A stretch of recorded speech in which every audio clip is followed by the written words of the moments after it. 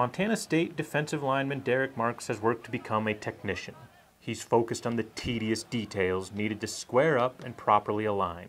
My dad builds cabinets for a living, and so I just kind of grown up around it. Did that for a full summer, and then I came back the next summer and kind of knew how to do things a little more, and my role got better and better as I stayed longer. Marks is not an accomplished cabinet maker, but the detail-oriented work done in the shop is reflected in his work on the field.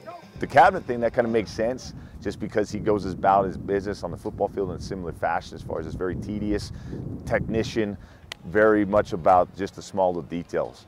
It's that work that's helped Marks transition into one of the team leaders, applying his off-field maturity to on-field tutelage. He's an ambassador to the program, which falls in line with Marks' future plans. Decided I wanted to go into the ministry after football, and so I switched to English teaching kind of just to prepare. Marks' passion for teaching the Bible stems from a conversation he had with former Bobcats Matt Tebow and Caleb Schreibeis. Schreibeis won the 2012 Buck Buchanan Award after a sensational All-American season in which he totaled 59 tackles, including 15 for loss and 12.5 sacks. Schreibeis led the NCAA with 8 forced fumbles that season.